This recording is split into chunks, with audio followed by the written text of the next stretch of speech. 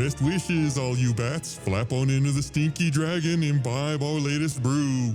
Look on the bite side. It's a mixture of Count Chocula syrup, a dollop of whipping cream, a dash of cinnamon and nutmeg, a gushing artery of caffeinated blood, and a gushing artery of caffeinated blood. I hate you, Ben. And a gushing artery of caffeinated blood. Grip it and rip it, babe. Keep them all in. Keep them all in. One sip of this savage sauce is enough to make you screech and click to your heart's content.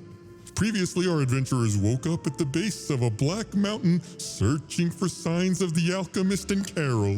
After a few dragged bodies and drops of blood, they found their former horned foe, the Hemogoblin. The blood elemental was no match for the party and was put out to pasture, but the team was dealt a devastating loss of their own. Nab some nocturnal nectar and nestle in for this noxious narrative.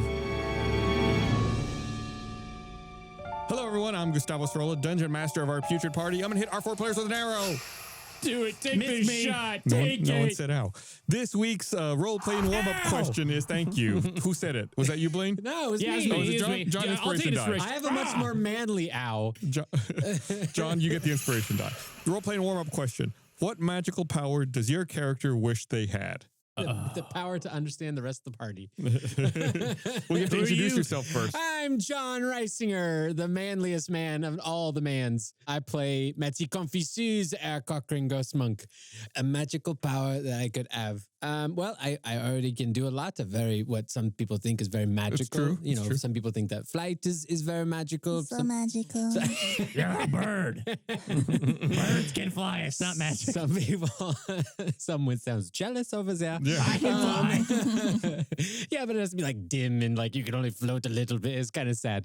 And get out of my confessional booth. This is my time. Right, I expect our head just peeking through the curtains. Yeah. Mateed's looking down their beak at Barney. And I can pass through objects and sometimes stay in there for an hour. But what magical power does your character wish, or Mateed, what magical power do you wish you had? Yeah, it's not a You're job just like interview. inventorying all your It's a highlight all your reel powers. of magical I powers. was having a moment. Okay, can I have a moment? This is our time to be able to share our personalities. A magical power. I wish that I could. I wish that I could always know the exact time when the croissants are perfect. Just to have that innate. I mean, I'm already very good at it, but if it was just perfect every time, life would be good. That'd be it. That's a great magical power. Yeah. Who's next? Silence. Hi, I'm Chris Damaris, and I play Barney Farney, the human cleric. He's looking very aggressively at us as he says that. That might be the first time you said Barney Farney, not as Barney. Yeah, I know. Yeah. Barney Farney. Is everything okay? He was like looking back and forth at Blaine and me as though like trying to see if we would call him out on it. we told him he isn't Barney Farney, and he's like, no, I am. If I could have one magical power, it'd be the ability to go back in time. Oh. If I could turn back. If I'm far away. That's a good one. What would you do with that, Barney? A lot of things. Why do you want to go back in time? I'd go to Vegas. I take the sports almanac with Yes. me. That's what I was thinking. What's a sport? It's what you call a young child, don't you, Barney? Yeah. Yeah. Sport. Didn't I don't want to abduct a child and time travel. didn't Chip like letter and something in Yamford? Did you play a sport in Oh Yamford? yeah, I play lots of things at Yamford. You know, I was a triathlete and What are the 3 sports in triathlon? oh, you know, Stabbing, sneaking, sneaking. and Feed me another one. This is on you. he's fire dancing. One of them. Whoa. I like that. Those 3: sneaking, stabbing, and fire dancing. Hey, there's Chip Haney. Did Barney have anything else to share No. about turning back time? He fell asleep. He fell asleep. Chip Haney here. Yamford alumnus. Alumni. Which one I is it? actually don't Whichever. know. I don't either. Let us know in the comments. Yeah. They didn't teach me that in Yamford.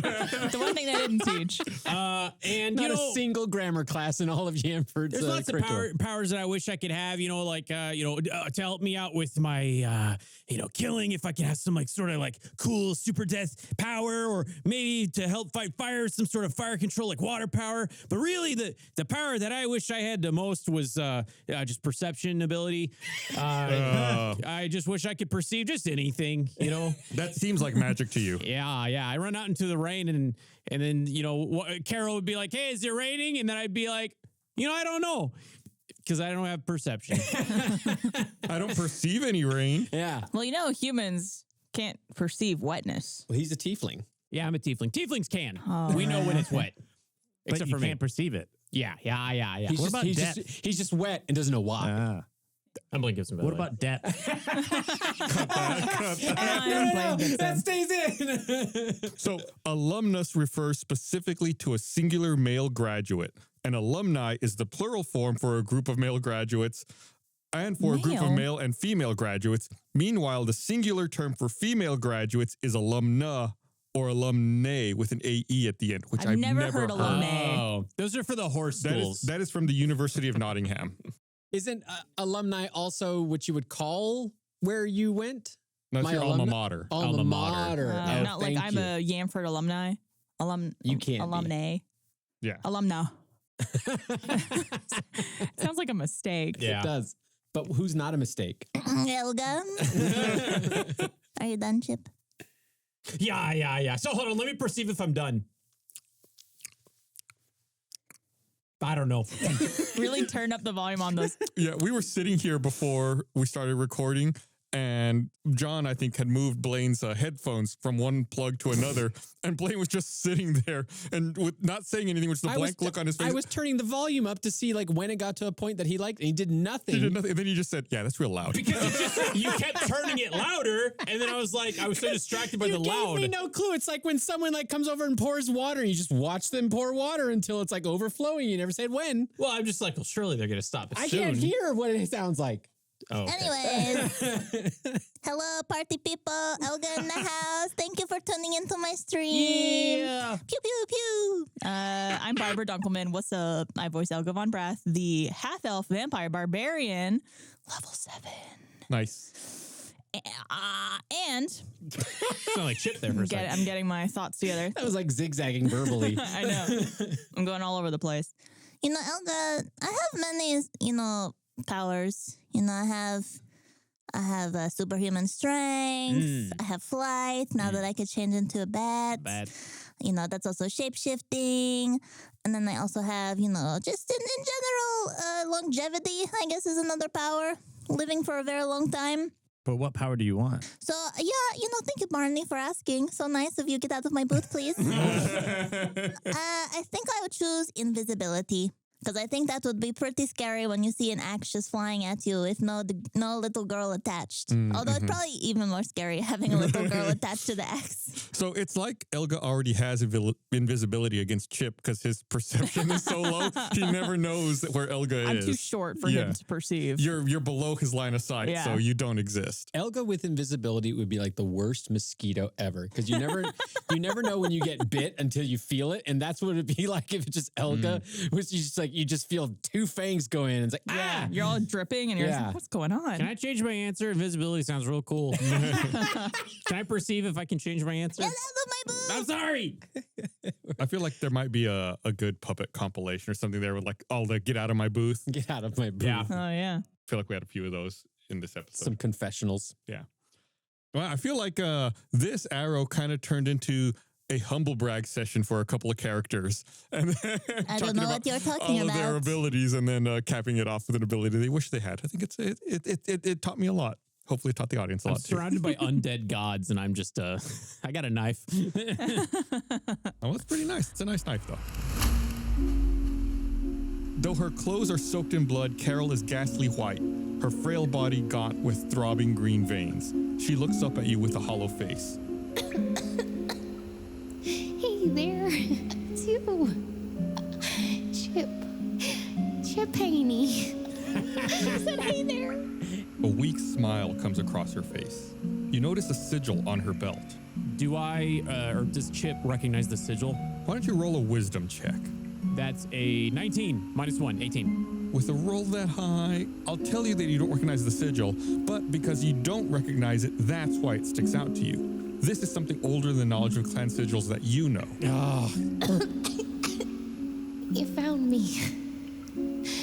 I'm so sorry for everything. Well, it's up to you now, honey. Find Sheath. Complete my mission.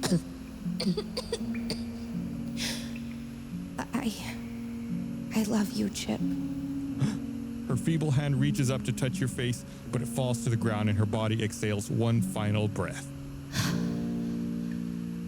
yeah, I didn't know we were going to come right back into that moment. We just came right back into, hey, you want to relive this moment? This better be like a big Chip lore episode where he gets superpowers and a cool new weapon. You guys have been really mean to me lately. And could bring back his now dead wife. Yeah. Man, you asked for the wrong ability.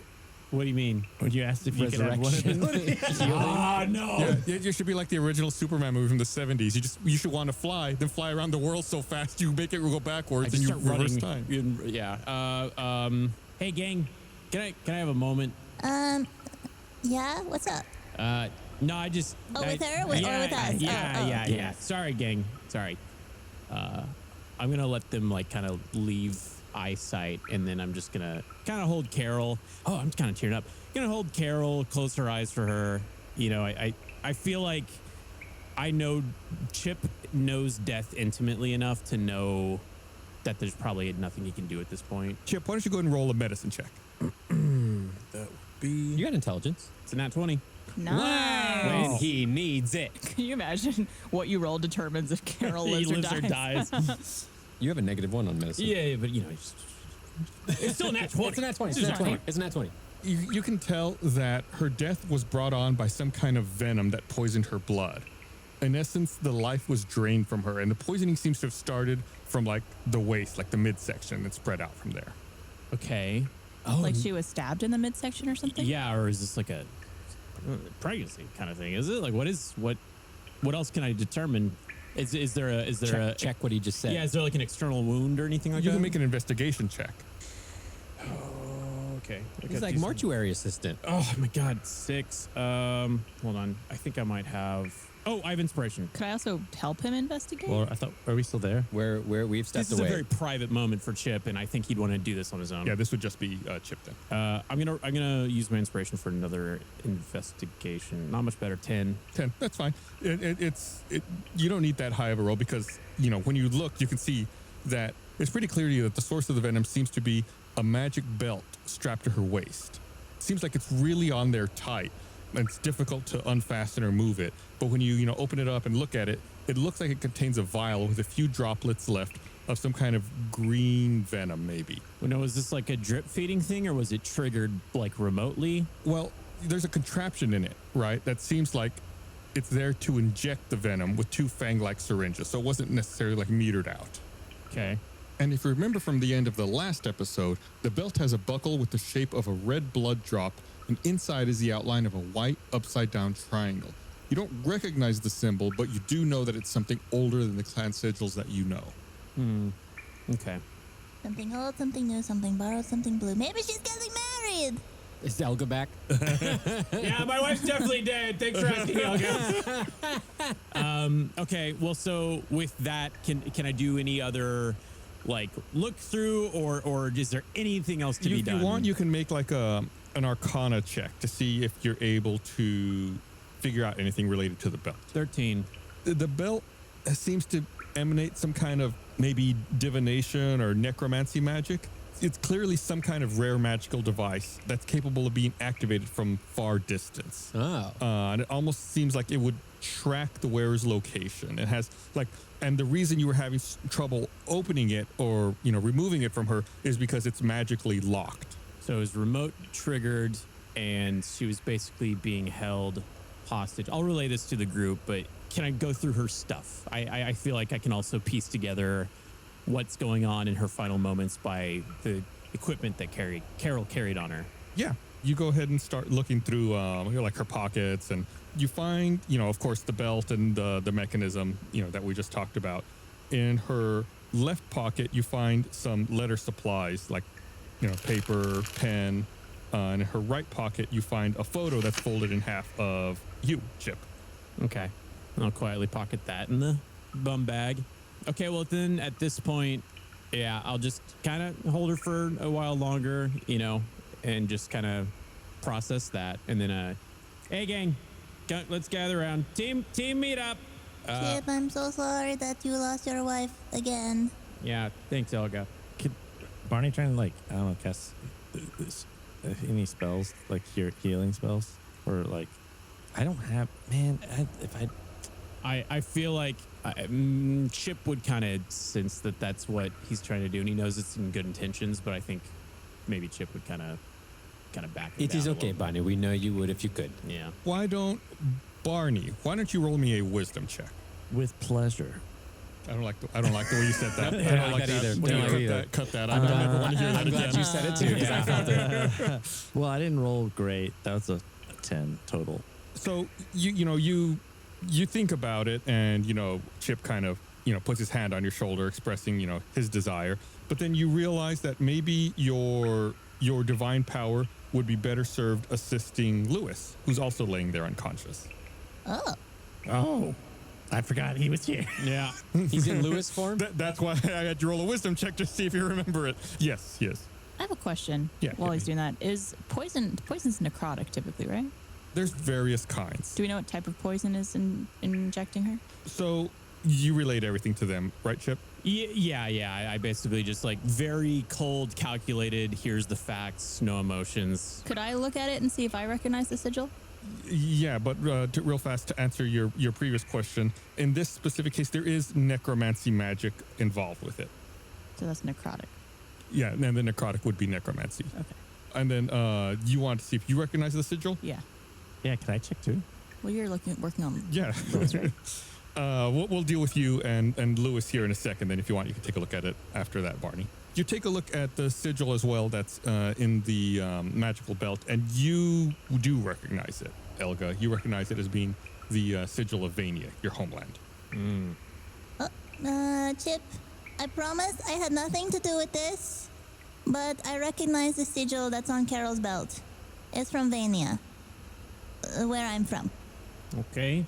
But I did not put it on her. No, Elga, I didn't think you would have. You've seen my hands the whole time. Of course. No, this isn't your style. I know it's not you. It's much too subtle. Yeah. I like Elga's. You've seen my hands the whole time. I picture like a little kid holding their hands up like, They clean. I have a question. Uh-huh. Help me remember, but you have to help me remember because I have perfect memory as a character. John doesn't have the feet. Mateed has the feet, so Gus has to be the one to tell Mateed. That's true. Hello, Mateed. Bonjour. We were on the train before we detoured to Paris to Vainia. Why were we on our way to Vainia? Or why were we... Someone said, maybe Weezer? It was said we should Weezer go to was saying Vainia. yeah. We all met up. Yeah, you were going to Vainia to try to follow on a lead to continue the investigation to go after, if I remember right, and correct me if I'm wrong, you were on the train to continue the investigation to follow potentially where Eddie might be. Okay, so it was just a latest whereabouts of Eddie. Correct, as Kind far of as, thing. as far as I remember. Yeah. Okay, thank you. And I want to go back to Chris real fast because I did have him make that check. You remember that Lewis is there, and you think about possibly using some of your healing power to see if that could bring him back. But I want you to make, I'll let you choose either a medicine or an arcana check on that. Medicine. That's 21. Nice. You think that your healing spells will not wake him. You need something more powerful and permanent to kind of counteract the curse afflicting his body. So he doesn't have a poison belt. He's just unconscious. He's just unconscious? Correct. How did he go down again? You were not aware of that. When you found him, he was floating unconscious in the hemogoblin. Oh, gotcha. Gotcha. So can I see what, is he just unconscious? Is there anything else wrong with him? What's he look like? Based on your medicine check, I'll say that it does seem like he's just unconscious, but you're not entirely sure why. You think, based on that medicine check, you think it has something to do with the curse that's affecting him. Could I don't know if this is going to do anything at all, Could I attempt to suck the poison out of Carol? Ooh. Interesting. Yeah, that's interesting. Yeah, how would we do that? I'll have you make a medicine check. How would you approach that? Because that's going to, optics-wise, not look the best. Okay, Chip, maybe just turn around for a second. Also, it is difficult. I do want to clarify. The belt is still like very much in your way. We have not been able to magically remove it. We can't take the belt off? That's what you said. It is Magically attached. It is locked magically. Got it. Could Elga just look at the belt and see if she recognizes or knows how to take it off? Yeah, I mean, I just bring it up as like a point because I don't think anyone specifically said that they're really going to try to to mess with it. I mean, I'd absolutely try to take it off if I have the opportunity. I'll let Chip try first then. Yeah, in that case, please. Elga, why don't you roll like an Arcana check to see if you're able to counteract the magics on it? No sleight of hand, huh? Nat 20. No, because it's really Nice. Nat 20, 24. 24. When it matters, you do it. He's not looking. Yeah, you're able to like fudge around with it, and you figure out a way to unlock it. It seems very counterintuitive. It's not as straightforward. Chip is very much used to dealing with non-magical locks, picking locks and getting things open like that. So this is a little counterintuitive for you, but you are able to free it and get it off. Okay. And does that do anything? I mean, now that I've stopped the feed of the necrotic poison. No, I mean, it wasn't still continuing to feed. Yeah. It was like it had already emptied the syringes had vials. already Okay. emptied themselves. So now it is free if Elga wanted to. Yeah, so could to I do just that, or see where like the punctures were and try to yeah, suck the there poison out are 2 small puncture wounds from the syringes. like on her It was like her stomach? midriff. Her waist, yeah. Okay. Okay, medical assistance has arrived. Carol, everyone, please look away. I'm very embarrassed to do this, but I must try. Elga goes in and tries to suck the poison out. All right, go ahead and make a Constitution saving throw. And I am resistant to necrotic. Okay. 20. Ooh, nice. You are able to extract some of the venom, and I assume you extract it and spit it out. Spit it out. And it leaves a very awful taste in your mouth, and you feel it does make you feel a little dizzy, but you're able to like shake it off and maintain your composure. Is there anything I could identify about the taste of it? Yeah, I was going to say, if we want to do this role play, hey, Elga, weird question, have you ever bit Eddie? Have I? I don't think so. I don't think I have. Because I'm starting to think that this is definitely something to do with Because he's green and Well, veiny. it says Yeah. like her veins turn green, yeah. yeah. I have a question. Hi, John here with questions all the time. Hi, John. Long time listener, first time caller. Where are we? We're in the mountain. Yeah, you're on the mountainside. Why are we on that mountain? Because if I recall, we were in the grotto-like area, the Talon headquarters with the tree and all that. And then end of combat, Carol went unconscious and we appeared here? Or did I hear that wrong? So at the start of the last episode, well, at the end of the previous episode, you all had lost consciousness. And when you came to... We lost consciousness and we came to. Right. And you were on the side of the mountain and you began making... one of you, I forget who, found blood leading in the track up and then followed it up. So did we lose consciousness because of something Carol did? Oh, in the previous episode before. Yeah. Shirok cast a spell that had knocked everyone unconscious. Shirok, who was the one that was remaining in the circle of magic? No, she was the one that got banished, right? Yeah, she came back from banishment. Oh, I missed that entirely. Okay. So Shirok came, put us all into a spell, and we became conscious in this mountainside. Unconscious. Oh, yeah, right. You regained consciousness on this mountainside. Correct. Okay, so playing off of this, can we tell how much time has lapsed since the encounter with the... You can Hags. make a...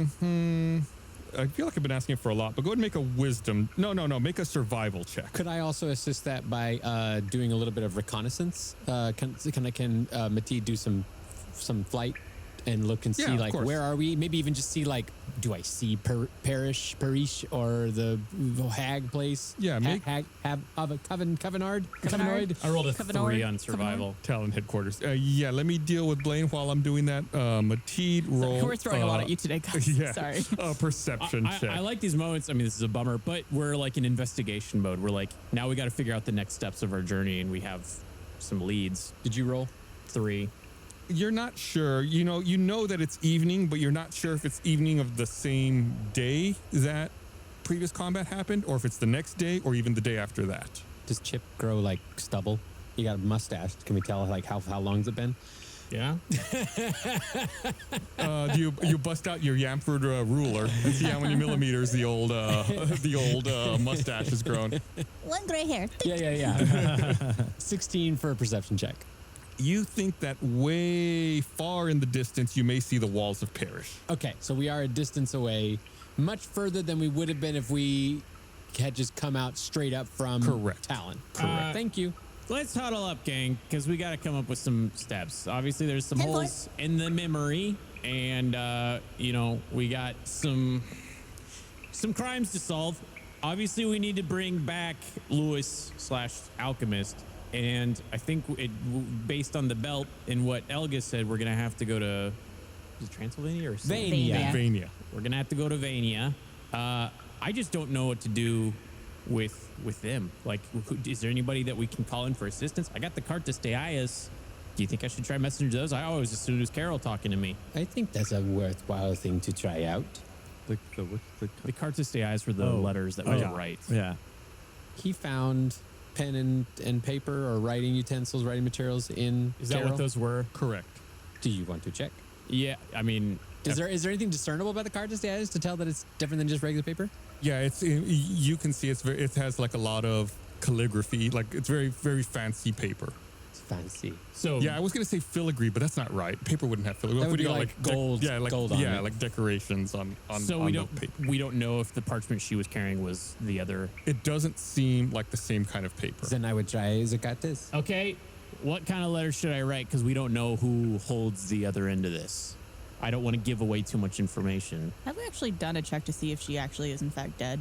Yeah, is there like... Yes. We have. Yeah. Okay. Yeah. Okay. Worthwhile asking. It's a good question.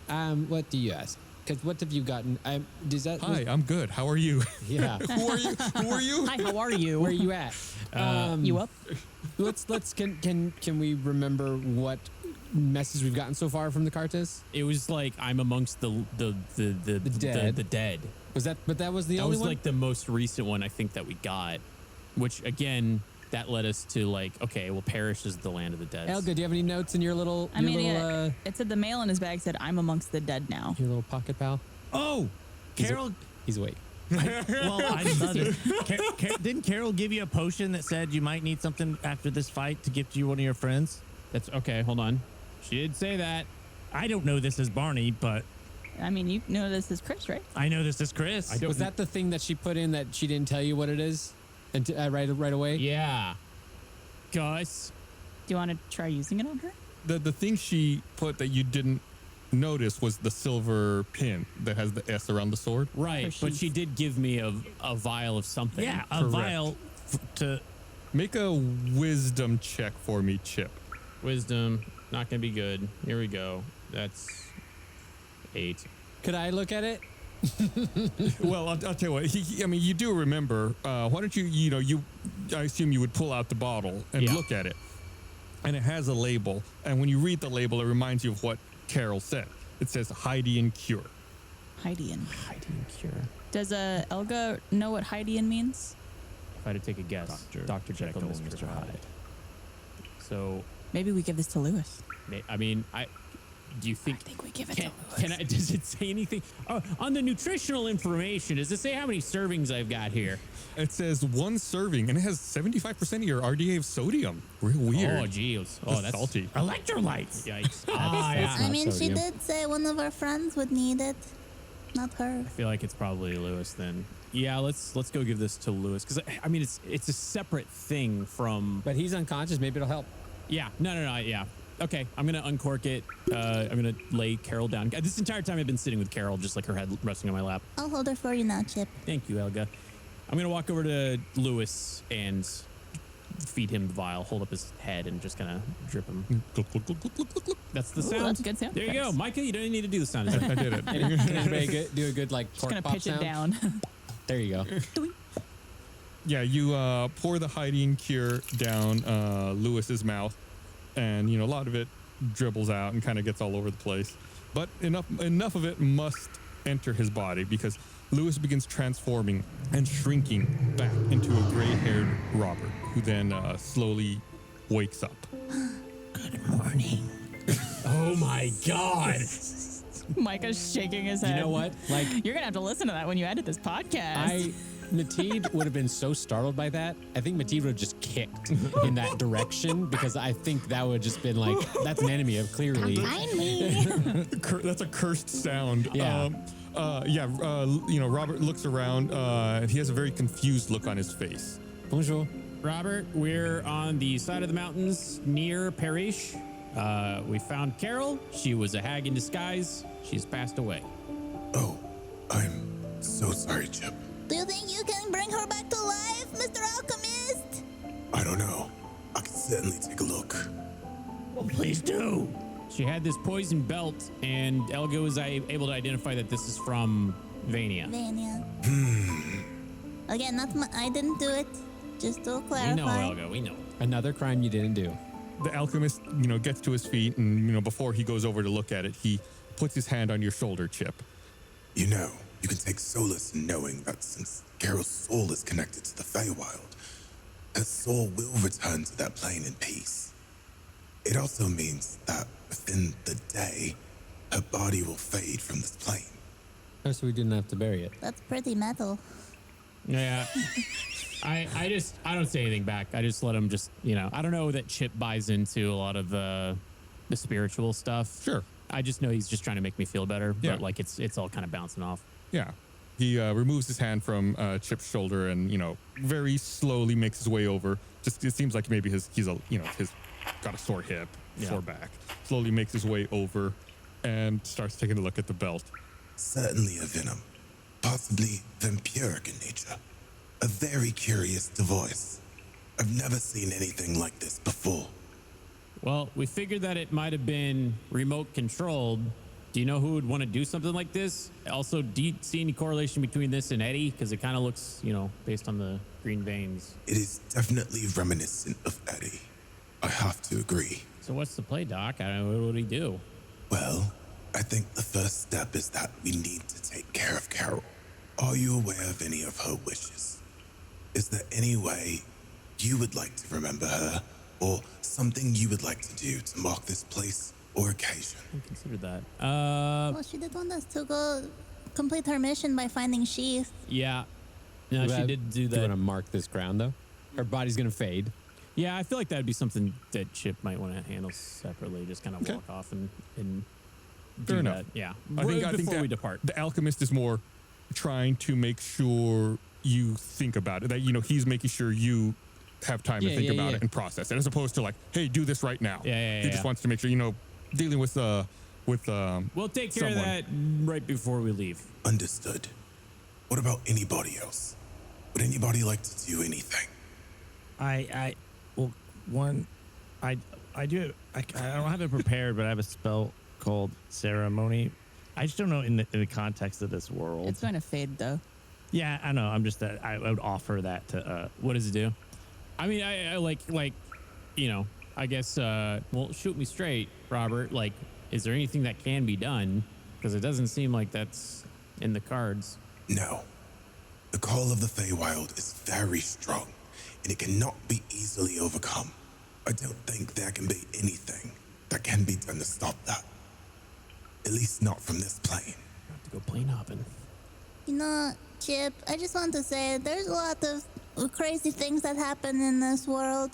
Mateed is dead, but with us. So who knows what could happen to Carol? Maybe she'd come back in different ways. Yeah, you're right, Elga. Maybe you don't want me to do a funeral right. You touch one corpse, and for the next 7 days, the target can't become undead. I'll kill you. No, but that's like like that. It prevents it from someone like bad necromancy turning someone up from dead. Yeah, I mean, if her body's gonna fade, go to the Feywild, then I don't know if that's a risk or something. I don't know. I just we've already done enough poking and prodding and like sucking of blood, with blood and venom, that I think Chip just kind of wants to let his wife rest. I think Mateed would like to do something. Okay, what's that? I think Mateed.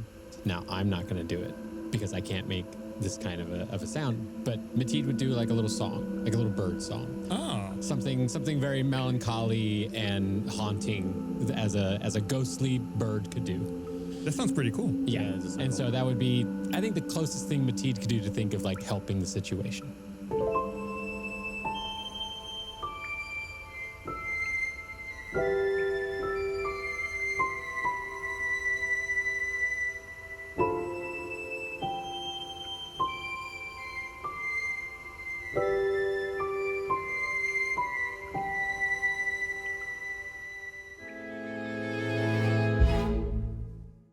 Hello, little stinkers. It's me, Barbara, talking to you in your ear holes. What's up?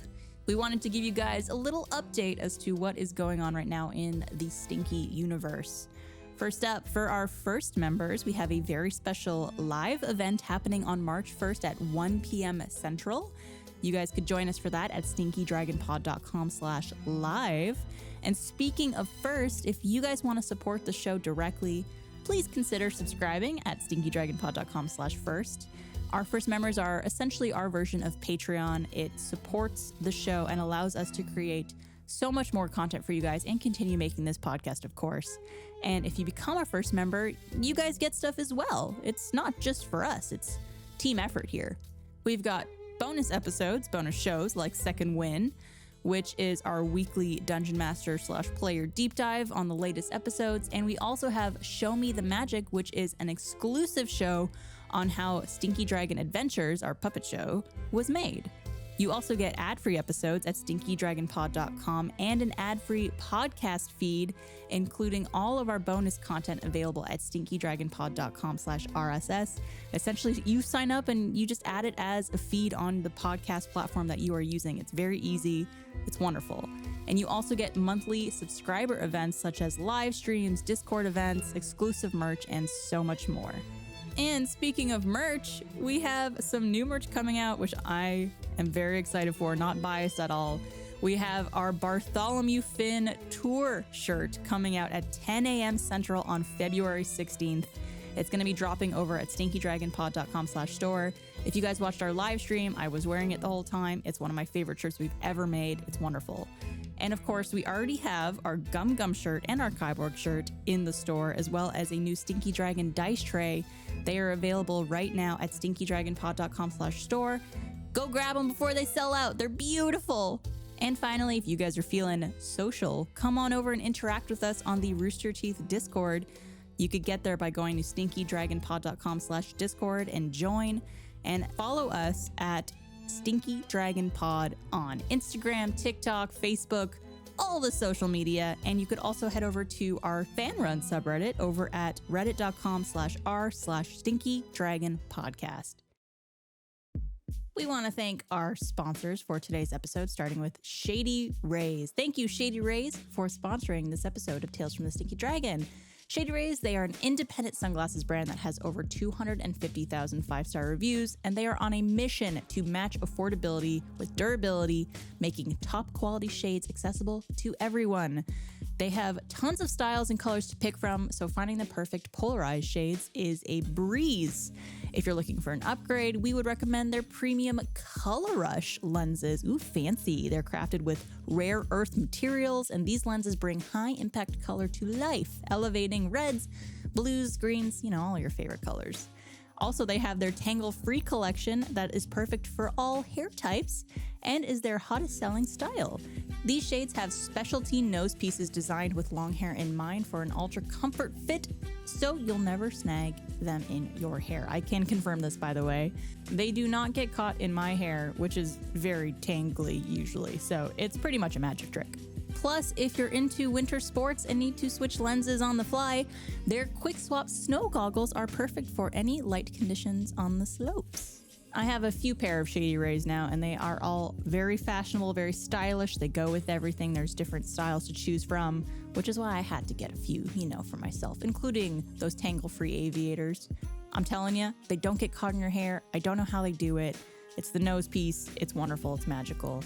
And they're great sunglasses. The sun doesn't get in my eyes. What more could you want? It's great. If your shades go missing or they take a hit, do not sweat it, my friends. They've got a lost and broken protection plan, so you are covered from day one. And if you don't love your shades, you could exchange or return them for free within 30 days. There's no risk when you shop.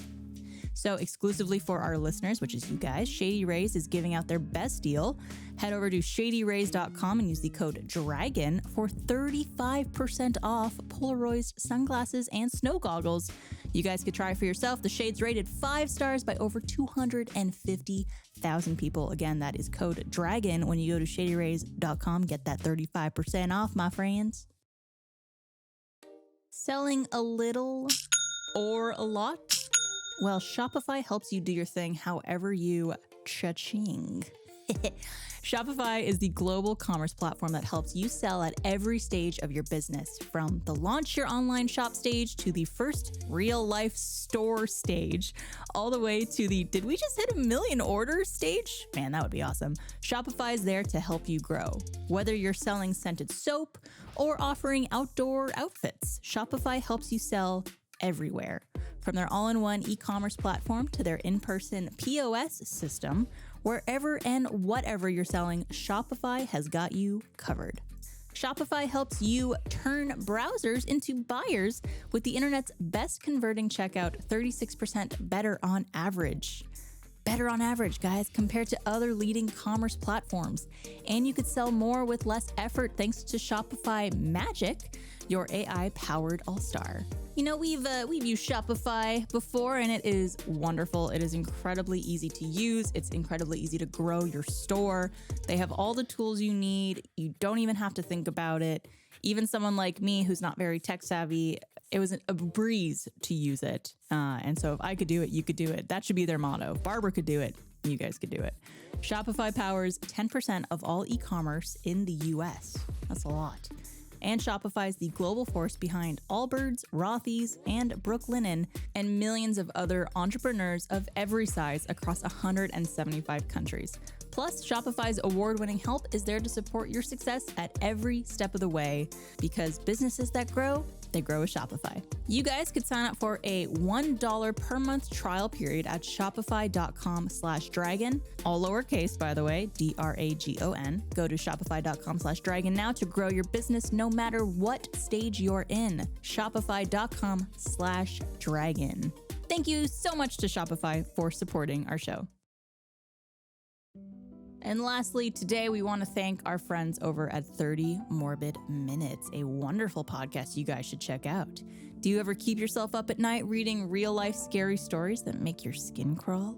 Tales of true crime or histories of the macabre? Well, if you've ever wondered, what exactly is necro-cannibalism? Played with a Ouija board or Googled the last meal requests of death row prisoners? Then 30 Morbid Minutes is the new podcast for you. 30 Morbid Minutes is a journey through the creepy, gruesome, and unexplained, hosted by friends, comedians, and known weirdos Elise Willems and Jessica Vasami, also friends of the show. 30 Morbid Minutes takes you inside cruise ship morgues and behind the scenes at body farms, back in time to Victorian England's obsession with death, and down a rabbit hole of alien conspiracy theories and celebrity death hoaxes. You guys could subscribe to 30 Morbid Minutes now on Spotify, Apple Podcasts, or wherever you listen to podcasts. And they have new episodes every Tuesday. Cannot say enough good things about 30 Morbid Minutes and the crew who works on the show. We love them, so go check them out. Nice. I like that. I like that a lot. From Mateed. Yeah. I would offer you an inspiration die, but I know you have one already. Just loaded with them. I mean, are we before we start dealing with the, Carol's body and what we need to do with that, is there anything else that we need to investigate with the alchemist present? And what do we have to do? What is our next steps? I feel like Vainia. I think we need to add Vainia now. Could Barney look at the belt, see if he recognizes anything? Because he's pretty old. That's true. Make a wisdom check. 17. You have seen the sigil, you think, but you don't remember when. I've seen this. But you don't remember when. It's hard. You hear the distant sound of a bird, and before long you see a hideous bird with golden brown feathers, grayish bat wings, and a yellow-green lizard-like tail swoop down from the sky. Ugh. The cockatrice swiftly dives for Chip. Chip, make an animal handling check. Get away from him! Skipper, it's okay. He No, does it's not this. the time. He's just going to see his mama. 15. Yeah, you are correct. It is Skipper. That's your pet? diving down. Yeah. I forgot that. I thought his pet was just a bird. No, it's a cockatrice. That's cockatrice. I know. I thought that was just a fancy word No, for like no, a no. Like a cockatoo. How problematic would that be if I had my close friends, I was caging one of your brethren? I mean, Eric Cochrans are different than birds that are in the wild. You are? Oh, yeah. Not a character I can see. But so I thought this was like attacking Chip. No. Just had a real go at it. A bad day. It's like an amalgamation of creatures. Yeah, It's, I get it now. But yeah, so yeah, Skipper dives down from the sky and lands safely and very deftly on Chip's shoulder. Skipper The strongest shoulders. Skipper nuzzles his beak against your face, and you notice he has 4 rolled up pieces of paper tied to his legs. Whoa. A newspaper, a note, and 2 letters. Okay, let's crack them open. You haven't checked your mail in a while, Chip. Yeah, it's been a little busy looking for her. A couple episodes ago, didn't you ask your neighbor to get your mail and check on Skipper? Sharon! Yeah, Sharon. Yeah! So you pull down all the papers? Yeah. I'll send it to you so you can read it. Oh yeah. Might I have the crossword in the paper? I want to look at the comics. Vultures. Barney, do you want the obituaries? No. I think that's a little inconsiderate considering the moment. Okay. Just feel like that's an old person thing where they just open the obituaries and just see, oh, Frank died. Oh, look, Carol. They're prompt. I feel like Chip has been handling all this stuff pretty privately, but if this is information that's going to help us solve the case, he feels like he's amongst friends, so he's going to share this with the rest of the group. So he'll read this out. Dear Chip, if you are receiving this letter, then something has happened to me. No doubt you've learned the truth about me. It's true, sweetheart. I'm a hag. Like so many before me, I never knew my family. I was taken at a young age by hags. I was consumed by them and rebirthed as a hagling. However, the hags saw potential in me, so I was groomed and trained like a witchy assassin from a young age. Thus, a new coven was born, Talon. As you know, during my tenure at Talon, I had a knack for clandestine work and crossed out many targets. But once I met you, I put my killing days behind me. I changed my identity, procured a concoction from an infamous alchemist to change my appearance, and ran away with you. I thought that I succeeded. We lived years in utter bliss, but I was wrong. Not long ago, I was found, not by Talon, but by a man representing a different organization. Sheath. Society of Hidden Espionage Agents for Tactical Harmony. He warned me that Talon was hot on my trail and that I should let them find me. He wanted me to return to Talon to act as a double agent on their behalf so I could feed Sheath intel. But if you're reading this, it means that I need you to pick up where I left off. Sheath has been conducting a top-secret mission of the utmost importance for weeks now. Unfortunately, for security purposes, I cannot provide the details in this letter. But I've given you everything you need to find my handler. If anyone can find a target, it's Chip Haney. You have always been and will always be the best part of my life. Oh, I love you, sweetheart. Your wife and partner in crime, Carol Kino Haney. Kino, I forgot her. I'm sorry. It was a beautiful letter, and I just was reminded of Carol's beautiful middle name. I thought it was last name. That's a hyphenated last name. Oh yeah, I'm hyphenated. Yeah, thank you. Skipper also had, like I mentioned, Skipper also had That was the letter. some other papers, right? And so there's 2 notes in a newspaper? There's also a letter to Elga. Oh, Elga, this one's addressed to you. look at that. That doesn't make any sense. Okay, well, let me take a look. Hold on, let me unravel this paper. Dear Elga, that's me. Good start. It's been over a week since I last heard from you, my daughter. You were only meant to visit the peace parade and then return home to Vainia. I worry for your safety, my child. Please please take care and come home as soon as possible. Your father, Count von Brath. P.S. Remember to drink plenty of fluids. Don't forget to sharpen your axe every night. Oh, just like my daddy would tell me every night. Has it only been a little few weeks that we've been gone? It hasn't been Yeah. very long at all. Yeah, it's been action packed. How would Elga's father have gotten a letter to Skipper? That's a good question. It's a mystery. What else? You're gonna have to ask him when you see him. Okay. What else do we got? Does my dad know your wife? Dude, I am so lost. I have questions for the alchemist, but I want to continue reading all this stuff. Skipper also had a newspaper, Yeah. and there's a note pinned to the newspaper. It's a small note signed by Inspector Weezer. Okay. It says, Too cold. No luck finding Eddie or infiltrating the Vampire. Urgent business has come up in Furlock. Please continue the investigation into Eddie and Vainia. I've provided an advance of your stipend, 10 gold pieces to each of you, and a current newspaper from the Atro Tribune. Good detectives keep their eyes and ears open. Keep up the good work. Inspector Carl Weezer. Is that like a play on that they are coughs and we're cold? Did we make that dumb joke when we got deputized? That sounds like something dumb we would do. it does sound like Yep, something that dumb sounds you like would our do. flavor of idiocy. You all were deputized as the city official lawful detectives. Did we come up with that, or did my dumb brother come up with that? That was not us. He's sitting right here. That's classic dumb brother. Ain't the first time I've called him dumb. Ain't gonna be the last Hey, time. Micah, we're going to have words after this. Not just because of the cold thing, but because you killed my wife. What was the L again? Lawful. Lawful. detective. This will be the last time you have to tell us, because Barb will write it down. All right, so then and what's on the newspaper? You said it was like from Atro City. Yeah, it's the Atro Tribune. It's filled with news articles about the goings-on in Groteth. Could we read it? yeah. Headline: Atrocities in Atro City. I get it. There's civil unrest in the city. Many believe the Abrelians are to blame for the Wolfman's death. Curfew has been put in place for the safety of all citizens. Curfew. Does it say how early their curfew is? It says sunset. Well, we know the Brilliants didn't do it. Is it a curfew being enforced by a few coughs? Curfew, few coughs. Oh, gotcha. I was like, I don't get it. There's something I'm missing. Curfew. So, Read more on page 6.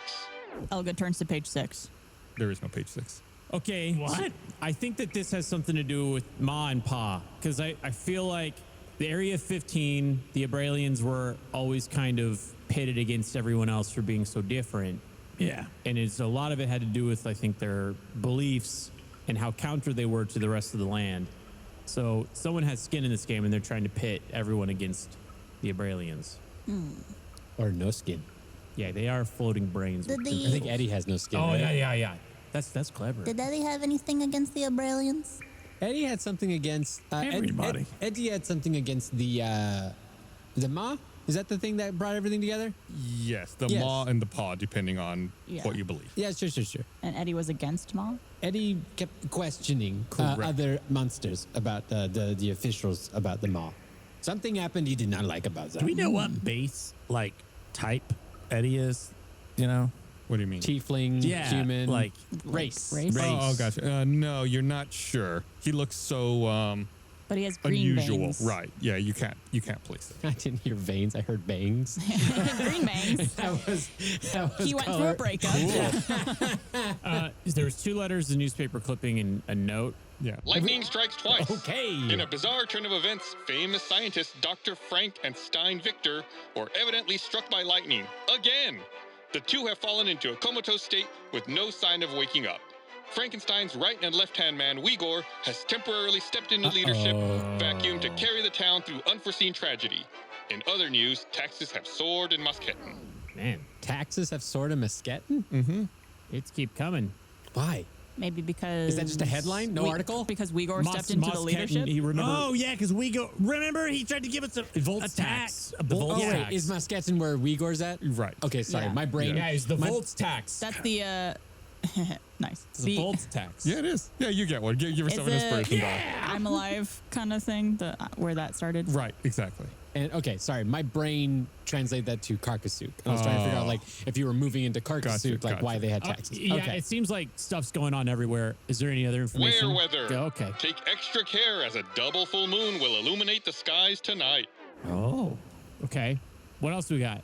Why was that interesting? Well, I don't know. We probably haven't experienced that before because it's only been just over a week since this all began, right? Yeah. Yeah. Is there any good news? No, that's about it. It seems like it's just the front page that was sent along, and the further pages aren't there, which is why when Elga looked for page 6, what's the wasn't weather going to there. be like today? Mostly clear skies. Oh, that's nice. Yeah. Is there any other thing we haven't read yet? Because we had the 2 notes, the newspaper, and wasn't there one other thing? Mostly clear skies with a chance of revenge. It was the note from Weezer. The note from Research. Yeah. Gotcha. And what did the note from Weezer? Can you read that one more time? Too cold. No luck finding Eddie or infiltrating the Vampire. Urgent business has come up in Furlock. Please continue the investigation into Eddie and Vainia. What do we know about The Vamp Vampire. Was he why was he investigating the Vampire? I don't know if he told you. Wait, what? I think he was saying that we were going to divide and conquer. He was we were all collectively heading to Vainia. He continued on when we had to go chase Stinker. Correct. I Look know. at that, good memory. It's a good job. Stinker. You can have inspiration. So dice. engaged with the story. Elga, Rich storytelling. the Vampspire is where you're from. Vampspire? Vampspire. Spire as in like the castle spire. Do I remember where I'm from? This is about Elga right now, Bernie. Elga time.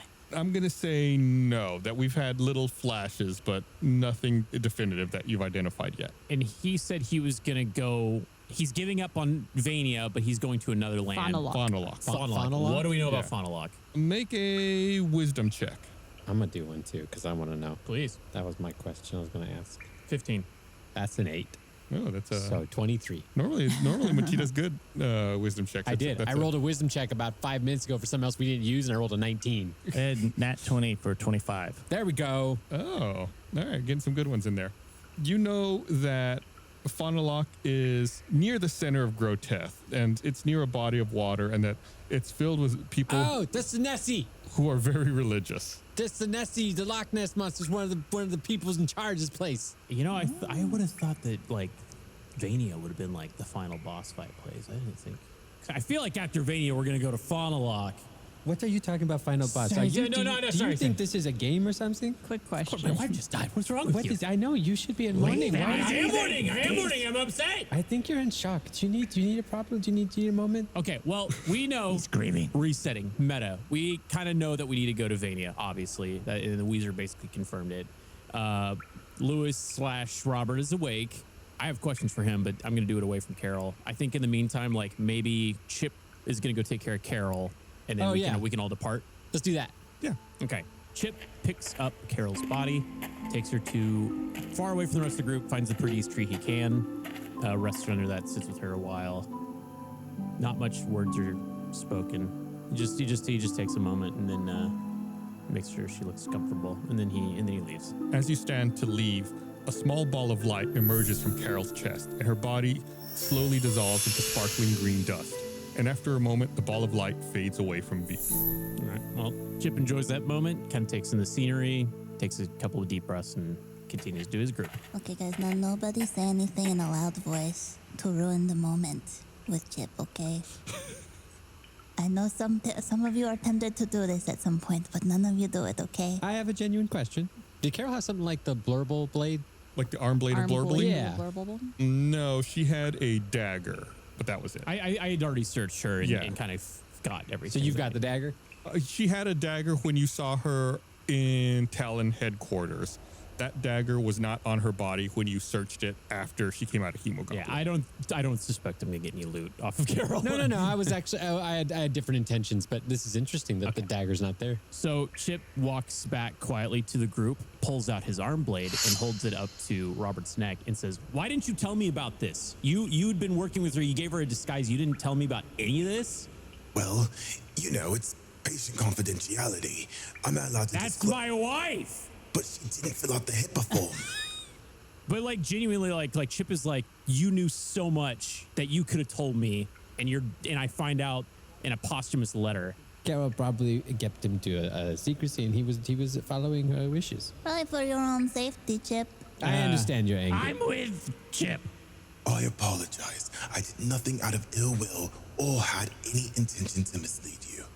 But her decision to do what she would with the information was hers, not mine. If you have any other information, now would be the time to share it. I am not messing around, Robert. I have no knowledge of this device that was attached to her waist. I think our next step is to investigate this. You didn't know it was on it? No, I had nothing to do with this device. And you've never seen anything like it? No. Do you recognize the sigil? Well, the sigil is from Vainia. Seems we're all needed in Vainia. And if I'm not mistaken, we'll find ourselves on Mount Ignis. The village of Vainia is at the top of this ridge, but it will take several hours to reach the summit. So, are we camping here for the night, or are we pressing on? I'm still recovering, so I'll follow your lead. We had a long rest not too long ago, but are we doing okay? I wouldn't mind a long rest so I could get a certain ability back. Yeah. Okay. I'll. That's right. That's right. We pushed a lot of buttons in the last episode to try out new abilities. Oh, right. Chip is gonna holster the arm blade, let Robert go. He's gonna step away and say, "Let's just take a long rest." Yeah. May I make a suggestion? Go ahead, Barney. Let me make a hut. A tiny one. He was smiling as he said that. Let me read the tiny hut. We've A heard 10-foot about your radius tiny immobile dome of force springs into existence around and above you and remains stationary for the duration. The spell ends if you leave the area. 9 creatures of medium size or smaller can fit inside the dome with you. The spell fails if its area includes a larger creature more than 9. Creatures and objects within the dome when you cast a spell can move through it easily. All other creatures and objects are barred from passing through it. Spells and other magical effects can't extend through the dome and be cast through it. The atmosphere inside the dome is comfortable and dry regardless of the weather. So it is genuinely a spell to cast for a secure place to spend the night. Or to catch yourself if you're falling from the sky. No, it is not. I said what it is meant for is what I said. Tiny dome. Okay. That sounds cool. Let's take a long rest in that. I'm going to make a tiny hut. Thank you, Barney. It's like a 1 minute casting time? I can do it as a ritual also, but yeah, it's 1 minute. I also imagine if you're not in combat, it's not. Yeah. Yeah, I was just curious. Like, it wasn't like an hour. Yeah, First, I knew it was like normal than it wasn't just an action. Like, it took a while. It's 1 minute. But yeah, but if it's a ritual, it's 10 minutes, I think, right? Yeah, but I mean, I can just cast it because then I'll get my spell spots back. Okay. Yeah. So you all decide to camp for the night. We do now. Do all of you need to sleep, or who sleeps? Who doesn't sleep? I don't sleep. I think regardless, Chip is just gonna. He doesn't need to take a long rest. He's going to. He went through a lot today. I'm going to take a long rest. Barney? Yeah, I'm going to take a long rest, and Barney will let Stinkers come hang out with him. Did you cuddle Stinker? Oh, that's cute. Well, I love cuddle. It's not cuddling. Look, he's whiny. He wants to cuddle. It's just not shooing him away or anything. Let him onto the cot. Let him onto the cot. That's a big sign of affection from a grumpy old man like Barney. Yeah, that's true. I can relate. So y'all take your long rest. During that time, I teach Gigi about all the different kinds of flowers. Ooh. What kinds? Like how? There's wheat flour. Oh, I thought you meant. I thought you meant almond flour. Yeah. And I thought W-E-R. Another type of flower wizard. Fleur, not fleur, flour. Fleur. What about oval nuts? There's oval nut flour. Oval nuts! I had oval nuts in my inventory. We should eat some. So you all take your long rest, and as you're relaxing, Barney, where are you? You don't recognize this place. What? You're like, see a city of shadows with a tall black spire in the center. You spot 2 adult humanoids talking to each other. Maybe they know where you are? Hello? Can I approach them? Yeah. You want to approach and try to talk to them? Yeah. Hi, I'm Barney. I seem to have lost myself. Where's this? Make let's call it just make a charisma check. Oh, not so great. That's a 6. 6. That's about par for Barney. It seems like the 2 people are entirely preoccupied and they don't pay you any mind. It's almost like they can't hear you. Hello? Okay, what do they look like now that I'm closer? It's hard to pick up. The female's back is to you. All you can see is her black hair. But the male has a fanciful face with pale skin and blonde curly hair. He's wearing a tailored black suit with matching hat and sporting a fancy red necktie. Do you have your yarn? Your yarn. How do I remember your lore better than you do? We're right. Sorry. Just wander up to people and talk to them while pulling yarn. Well, that's whenever that's just to pass the time. Oh, okay. I'm trying to figure out where I am. Okay. Excuse me. That's rude to ignore people. Can I like? It's a total boomer move. Just like play there. I'm a victim. I will be acknowledged. I am inserting myself into this, and I'm mad that you're not including me. I'm the protagonist. It just seemed like a old man thing to do. Yeah, you're doing good. You're doing good. The two people, it's one male, the other female. It appears like they're arguing. They're in a heated debate, but it's hard to make out their words. It's like they're muffled. It's not the hour? It's not ours? Why don't you roll me a history check with advantage, Barney? She teeth? You sure you don't want double advantage? Because that's a 5 and a 6, Gus. I'm sorry. Oh, wow. I'm sorry. I know you're trying to deliver information. Yeah. You gave me advantage. I have an inspiration dice. I can use it. You want me to use my inspiration? That's up to you. guy. You'll That's get up it to back. you. All of a sudden, Chip appears here and rolls your charisma checks for you. I'll do it. That sounded like a threat. Yeah, it did. Well, I just feel like my inspiration dice. acknowledge me. I feel like you wanted me to. It might be like a perception check that Chip was doing that he had to do his lucky a few times to get the good one. You could find out that, any number of things. Here it is. This is your landlord, perhaps. 18. Yay! Worth it. You think you've met this person before, but it seems like a lifetime ago. The man or the The woman? man? The man. You can't see the female's face.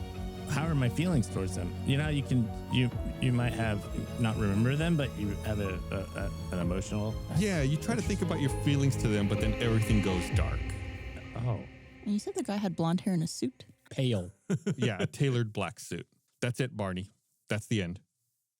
R.I.P. Barney died? I'm kidding. guys, Again? Barney won't wake up. Oh, God. I feel that's what it is. Old man asleep, and then that's it. Scary. And it was in front of a big tower. He found it. What's Oh the my word? God, spire. Yeah, tall black spire. I feel like we're going to one of those. Yeah. That's like the way you did that was like going down the books and you missed all the books. Then you got to the right one, but kept going. Fire, wire. Yeah, like you got there and then just kept going. And it was the wrong hour, is what I thought they said. It's not the hour. Or it's not ours. And you couldn't tell what they were saying. Right. And so Gus said that's what it sounded like. Or it seemed like, yeah. Question. You said that Elga was from Vampspire. Vampspire, yeah. That's in Vainia? Correct. Can we define that? So is Vainia a county or a state, and vampires So Vainia is the village. Vainia's the village. Correct. And Vampspire is within Vainia. It's a building, a neighborhood, a development. Yeah, it's like a building. Okay. Was that a memory or was that a premonition? I don't know. I don't think he's going to We're give going much to have to figure else. that out. Chip, you feel soft blades of freshly mown grass beneath your toes. Stabbed. Blades. Stop blades out! That sends from a different direction. I heard This is my fresh dream, blades. huh? Yeah. Okay. You look up and see Skipper flying back to you so soon. Silly bird, he's still learning. He descends slowly onto your shoulder and nuzzles his beak against your face. He's still carrying the note tied to his leg. Okay. Well, let's take a look at that note. Oh, it's your own handwriting, Chip. It's a simple poem meant for Carol that reads... Oh, you're going to make me write the note right here? Yeah, sure, why not? Oh, God. Poem? Yeah, it's just a simple, it's a short poem, just like something that, Chip came up with and scribbled it down. It's for training purposes to get, Skipper to carry stuff. Right. But I do want an iambic pentameter. What is that? It's Shakespeare. In that iambic pentameter? Oh, I thought you said it shakes beer. Yeah. Which is why I was confused. Context clues. You are not the person that context clues from. I know. You are the antithesis of context clues. Okay, this is like a bit of a snarky one because Let's go. It's the sky is blue and I am violet. I'll see you in our bedroom in private. I don't know. It's a little cheeky, racy, yeah. This is for Carol or Yeah. It's not for you, Barney. No. Sorry, I just thought it. Yeah. He's kind of like, Yeah. hey, It's like a training thing. Yeah. After you read it, you look back at Skipper, and Skipper seems distracted. His head is turned back toward the house, almost like he hears something that you don't. I'm gonna go check it out. Yeah. stealthily. Oh, stealthily. Yeah. So Let you me like perceive. sneak up to like a window, or Yeah, you sneak back inside? Is Like this- what do you mean? So at this point, we've both given up. We're together. So like, I don't know. I still have this like assassin instinct. So I'm going to just kind of like quietly approach. Not like full blown like lurking, but just like, soft footsteps and hiding around corners. Yeah. Why don't you make a stealth check? Okay. Wow. Back when Carol was alive. How fun. Wish I could get more of that in this show. I have advantage. You're having it right now. I have advantage on stealth. That's a 13 and a 13. My rolls are always the same. I mean, you had a good one for when it mattered. Yeah, that's true. You sneak up to a window and try to like peer in and see what you can see and what you can hear. And you see that Carol is talking in hushed tones to someone else inside the house. It's hard to make out what they are saying though. And you notice the man hands Carol something small, but it definitely flashed in the light as if shiny. Is it the pin from Sheath? It could be. It seems like it's a very similar size. What does the man look like? It's hard to see him. The drapes are blocking him a bit. You only get little bits and pieces of his look. Okay. But you do notice that Carol is not meeting his gaze. She's looking down at her feet. And the other person does have their back to you, but it does seem like they're large in a blue coat with a high collar. I feel like as soon as I make a move to go into the house, my dream is going to go out. I'm going to go in and investigate. Okay. She seems troubled. I don't think that she's doing anything wrong, but I feel like this guy's making her feel like something is wrong. How do you? What do you mean you go in? Like how do you want to approach it? Have any open windows in the house? That's what he's looking in, right? Yeah, you're looking in one of the windows right now. Is it open? Yeah. I'll crack it open. Hey guys, how's it going? Carol looks at you rather shocked. Oh, goodness. I thought that you were waiting outside. Just checking if you're doing okay, honey bunny. Oh, yes. Everything's fine. Can I perceive if she's lying? You make an insight check. All right. Oh, 18. You get the feeling that she's nervous. Hey, big fella, can I get you anything to drink? He starts to turn around to address you, and everything goes dark. Okay. Is it large, wearing a blue coat with a high collar? Yeah. Yeah. Alchemist got a coat. Alchemist got a gray coat. It's a gray suit. Correct. Gray Yeah. suit. Oh, there's no way that I could. Sure, it's not like an orange suit. Orange? What, you think like Dumb and Dumber? Did I see a head or anything like that? The collar was very high, so it was hard to make out, but you did see a little bit of like the top of a head. And when you say large, is that D&D large or just like big tall It's guy? a large man. A large person. So still like a medium-sized humanoid, but large for that. I'm not trying to milk details out of this, but I do think it would be in character for Chip to really take in a lot of what this guy's looks like down to like shoe size, specific height, hair color. Do I get any of that stuff? Because Gus is like, that's not how dreams work, man.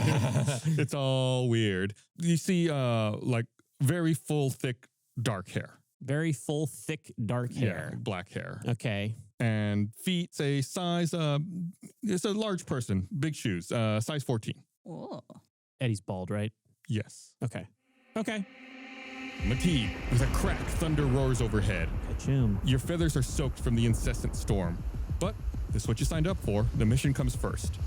You peer down from your rooftop perch to see if the coast is clear before you try to sneak in through the window. Go ahead and roll me a perception check. Are you a spy? Are we like each other? Are you like me for real, for real? 17. You see a brawny man around the corner and stop just below you right outside the window. They look huge, like they can handle themselves, but you notice an itch in their step. I go for the leg. Ooh. Go ahead and make, we'll call it like an unarmed strike. 16. Yeah, that connects. Go ahead and roll damage. 6. You hit the large person. You said you went for the legs, right? Yeah. Yeah, and it kind of knocks him off balance. He's big, so he doesn't totally fall down, but he definitely when your knee kind of goes out and you like stumble a little bit. I do another attack. Oh, okay. If he's come down, I go for the head. Okay. Dead leg. I'm David Fincher Sherlocking. This is what I'm doing. Did David Fincher do Sherlock? Yeah. He did? Wow. Sorry, Guy Ritchie. Guy Ritchie. Okay, there you go. My I was like, apologies. Guy Ritchie. 23. that hits. That one only did 5. Okay. The large person gets hit in the head and covers their face a little bit at the site of impact, and begins yelling out in a rather barbaric voice, "Bad bird, bad bird!" and tries to grapple you. Do I have time to react to the grapple? Yeah. What you got? I want to do ethereal phase. Ooh, what does that do? It makes me intangible. Are they a ghost at this point? Oh, can I? That's a good question. That's actually a very good question. This could be from life. You attempt to, ethereal phase, but the person, this large man, still puts their hands right on you. Oh. It's not, they're, I rolled poorly, so from a metagame perspective. So they try to grapple you, but they're unable to firmly get a hand on you. Are we indoors? No, you're outside. Draining, right? You're You're up on a wet window. and you're Yeah. out by a window. This is your John Wick moment. And it's night? Yes. Could I grapple them and fly up? Yeah, sure. Go ahead and make a grapple check, and I'm going to oppose it. I didn't make you oppose it because I rolled a 6, which is Do we terrible. get a physical description of this person? Big. Just large. Just large. Yeah, it's dark. It's hard to see. Hey, it's me, Dream Chip. Does he have dark hair and a blue coat? I did. That's a 10. So I'm going to re-roll that and get a 23. That's your inspiration die. Yes, it is.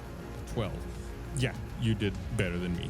You grab onto the person, and you said you were going to start flying up. Yes. As you grapple them and begin flying up, you hear a loud crash, and the body is thrust through the window and lands with a thud on the wet pavement. He strains to breathe as he looks up at you. His body's emaciated and skin tight. Something small and silver flashes in his hand. Maybe a pin? He's not what he seems. This is his world. Crunch. A sharp pain sears from your neck down through your body. Your veins throb a sickly green color, and you feel your life force being drained from your body. The world around you goes fuzzy, and the last thing you see are two fangs dripping above a blood-red necktie. Oh. Whoa. We just witnessed Mateed's death. Go ahead and make a perception check, Mateed. This was a separate I was grappling somebody and a separate person came Correct. through. Oh, You interesting. said the two fangs were dripping something about the necktie? Dripping above a blood-red necktie. Blood red necktie. 24 on perception check. Without a doubt, you're immersed in a warm liquid, and you've been here before. You're even able to make out other figures floating in the same fluid with you. Many of them seem similar. A shadow eclipses you from above. You see watery silhouettes walking around just beyond the surface. They look like people. One of them stops and seems to look down at you. Wait, can you see me? Oh, the person says that? Yeah. Is this your tomb? Oh man, I don't even know what it would do. Where am I? You try to speak, but it comes out as gurgles. I'm sorry, I can't understand you, but don't worry, it's almost time. And with that, everything goes white. Blurble Gerbles? That's when Mateed went to hell. And they could not handle me, so they sent me back. Oh. We're in the bad place. Elga, what's that sound? You tell It's me. like a whimpering beast? The door's slightly ajar, and you can peek inside. I peek inside. Roll a perception check with advantage. I ignore it. With advantage? Yeah. 18. Did you scoff at an 18? No, because my second roll was a 1. So I'm glad I got the 18. The wind rattles the window panes. The room's almost enveloped in shadows. The whimpering seems to be coming from the corner. Amongst cascading shadows across the room, you spot a moonlit petite bed in the corner and hear whimpering coming from beneath the blanket. And you manage to get a closer look and see a young girl with dark features and jet black hair. It's your sister, Vainia. She must be dreaming. Okay. Could I tell if this is a memory or if it's like current events? Like, does this seem familiar to Elga? Or a vision of the future. Why don't you pinch yourself? I pinch myself. Ow! You take 1 point of damage. And I rage. No, I'm That was kidding. just for Gus. Roll your. Do you have a top? A little. Oh, my Inception. Inception. Two piercing blue eyes bolt open and stare straight at you. With lightning speed, the little figure lunges from the bed in the corner onto the ceiling and quickly crawls along it like a spider heading straight for you. Ugh. And this is not my sister. This was the person you saw as your sister. But you said that she had dark features and jet black hair and then two blue eyes open? Two piercing blue eyes bolt open and So stare straight at you. It's her eyes. Yes. Okay, and she jumps onto the she's ceiling. gone And like Yeah. Exorcist girl on the Yeah. ceiling. This doesn't seem like it's really happening. I don't know if I've ever seen you do this, Evina. Maybe you should come down from there? Make a persuasion check. 14? Rather than her coming down, suddenly the room spins around and you feel yourself fall upwards onto the ceiling. Okay. Make a dexterity saving throw. Thank gosh. Ooh, 6. The change in orientation is too much for you, so you fall prone onto the ceiling, and you take 2 points of bludgeoning damage. Does beat this? up. I'm in a long rest right now. What's happening? I'm gonna wake up with less hit points than I started with. The little girl lunges at you with her mouth wide open as if ready to chomp. Whoa. But it makes no sense. She's not a vampire. And with a chomp, you feel her teeth sink into your arm, and your mind begins to spin much like the room. See you soon, sister. Everything goes black, and you suddenly wake up lying on the ground amongst your party members once more. Hey, Barney, we're never staying in this hut again. That was the worst night of sleep I have ever gotten. Is this haunted? Ow! You feel a shooting pain in your arm and your head, and you look down and see 2 fresh teeth marks in your arm. Whoa. Okay, so does anyone else have very weird dreams that are not really dreams? Because I woke up with something very physical of something that I dreamed about. Yeah, in fact, you feel like a little bit of life has drained from your body. Your total hit point maximum drops by 5 hit points. Whoa. Your maximum. Yeah, Is that permanent? for now. Okay. If you guys could stop like goofing about, just let us have a happy day. Can we go to like Hex Flags or something? What's the grotesque version of a happy place? I like the day that I had recently where I got a new kitty. That was a nice day. That was a nice day. That was a nice day. I think, Okay. yeah, no one died that day. Yeah. Everyone in my dream was so rude. There was this dark-haired woman, and then this man with a tailored black suit and a red tie and blonde hair. He just completely ignored me. Big man, big blue jacket, black dark hair. Talking to my wife. I don't know whether he's giving her a pin. My sister bit me. Mathilde? I think I had a dream of how I died. Oh, that's way bigger than any of our dreams, I think. That's kind of a big deal. How did you die, Mathilde? I think I might have been poisoned the same way as Carol. Oh. I did not do it. No, it was there was that figure as well in my dream. Was he had a red necktie? Was he also ignoring you rudely? No, actually, his attention was quite on me, quite a lot. Robert, did you have any stupid dreams? If Robert's dead, I'm okay with that. Blaine's track record of hating all of our NPCs keeps going. Specifically the ones that Blizz voices. Well, no, Ben voices another one. Yeah, that's true. Yes. Robert's still asleep. Does he seem? No, he's is Lewis. It restful? Oh no, he's Robert now. He's Robert now. Yeah. Is it a restful sleep? It's like a dog, kicking their leg. Woof, woof. Oh, that's Can we nice. put- I don't know if you're gonna let me do it. Can I put some more of that purple liquid on him? Do you still have some? Well, I don't know. I bottled it. Was it a one-use thing, or did I have enough? It's for like two? one. Okay. You only bought one, right? Well, I didn't buy it. I bottled it up you at that bottled cave or How whatever. many bottles did you have? I think 14. I want to say 14. I mean, I think I only said the one, so I think guess it was it's one. gone. Yeah. That was the dream sharing liquid? Yeah. I wasted it. Chip, you find the silver pin that Carol gave you with an S wrapped around the scabbard. The pin shimmers across your eyes, and you hear a sword unsheathed. With a shing, and you feel a new memory pop into your head.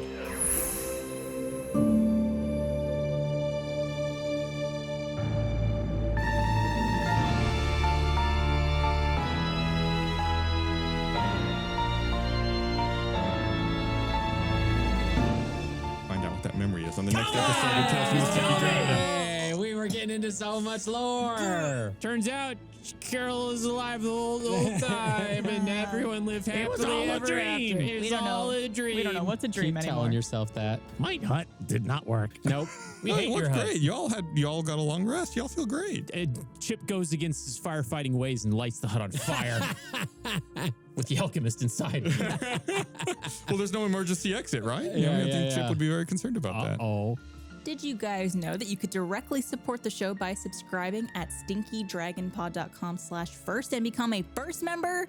Yes, you can. And some of our amazing little stinkers, aka our first members, we want to shout out this episode are Chivalrous Pig 12, Gabe Up in Your Head. We got Cryptid Collection, L the Dragon, and Creative_06. Thank you guys so much for supporting the show and being first members. These guys are directly supporting the show, and they also get access to more great content like Second Wind, interact with us on our subscriber-only Discord channels and events, and so much more. including getting an ad-free experience. Again, that's stinkydragonpod.com/first. We cannot thank you guys enough for your support that lets us make this show.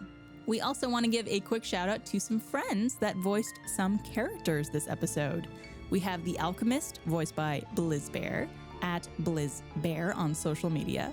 We have Carol Kino Haney, voiced by Laurel Rothamel, who is at Laurel Rothamel on social media. Count Von Brath, voiced by the wonderful Trevor Collins, at _Trevor C on social media. And finally, Avina Von Brath, voiced by Kristen Nelson, who is at Kristen Allen on social media. Thank you guys so much for lending your wonderful voices to our show. The Stinky Dragon channel is managed by Ben Ernst. This episode of Tales from the Stinky Dragon was produced by Kai Cook, written, edited, and composed by Micah Reisinger, with additional editing work by David Saunier. Head over to stinkydragonpod.com for all things stinky, and tune in next time for another thrilling episode of Tales from the Stinky Dragon.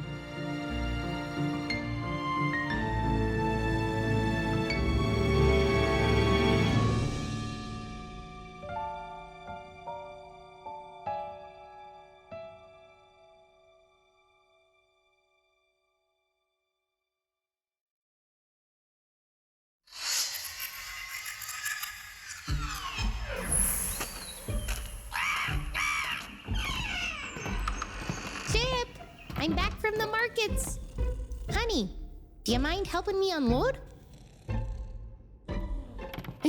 A little early for a nap, sweetheart, don't you think? Did you really think that you could hide from us? You know we're always connected.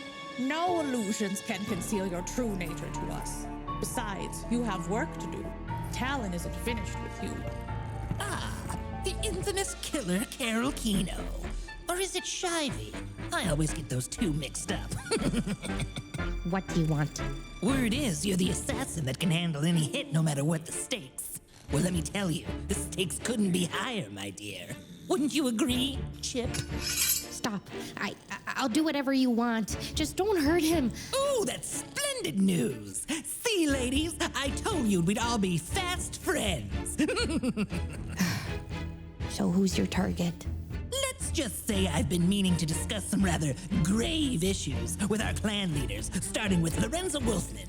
Oh, that reminds me. Since we're friends and all, I brought you a gift. I had it handmade just for you. Call it an insurance policy. In case you change your mind when the time comes, this little belt will help us keep an eye on you and let us know if you're coloring outside the lines. Who are you? Of course! How rude of me! You can call me Eddie!